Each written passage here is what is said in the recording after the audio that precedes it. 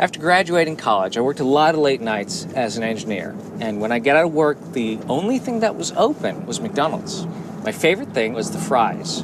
But the thing is, I stopped eating them.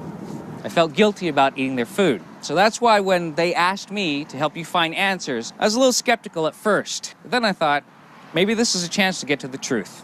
Now, as an engineer, I normally take a bunch of components and put them together to form a machine. Any machine can be deconstructed. And by looking at the assembly process in reverse, you can get a better idea of how it's made. And that's what I'm going to do with McDonald's French fries. I'm going to reverse engineer the whole process. I'll start with a fully finished fry, and in the end, hopefully, I'll have a potato that came straight out of the ground. So, Coco, I've been asked by people, are the fries even made out of potatoes?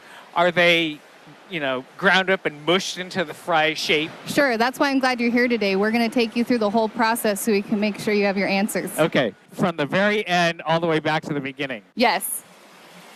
We're at the end of the freezer tunnel. Now, I know what you're thinking.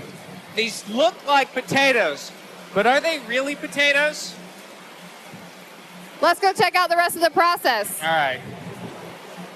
So this whole thing is the freezer tunnel. Yes, it's about 50 yards in length. So the fries go in unfrozen, they come out frozen. What about me? What if I went in one side and came out the other? It would turn you into a Grantsicle. So what's before freezing? So these are actually cooked. Yeah, they're partially fried, and then the final preparation is done at the restaurant. Why do you partially fry them? Well, we want to make sure we get that crisp outer shell. Yes. I like that part. Yeah. So before they're partially fried, what happens?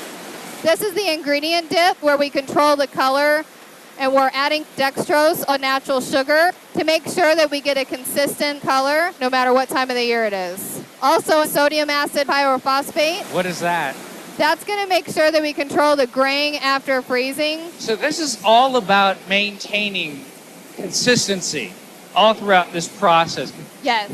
It's no wonder that the fries always taste the same. They always taste really good. Let's keep going back. All right, Coco, so here's a big one. Now, I've been asked by people to show them the machine where you take the mashed up potato goo and you inject it into these molds in order to make the perfect French fries. We don't do that here. Behind us, you can see whole potatoes coming at us. Yes, and then I see this thing that looks like a cannon. It works similar to a cannon. We're lining up the potatoes in a tube with high pressure water and shooting them through a water knife here. It's precision cutting. What? Check that out. That is crazy. How fast do they fire through here? 60 to 70 miles per hour.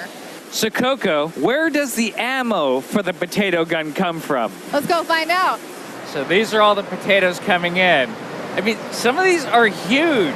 That one's as big as my forearm. Are you using GMO potatoes? No, we don't use GMO potatoes for McDonald's fries, but we do use different varieties. So we have russet Burbanks and Umatillas. Potatoes are just like people. They come in different shapes and sizes. And they're all beautiful. They're all beautiful. So I've been all through this factory, and I've seen the potatoes come off the trucks. I got one final question. Where does this come from? So all around us, under these vines, we'll find what makes mac fries. All right. Clear the vines away, start digging. Am I doing good? You're doing well. It's like an Easter egg hunt.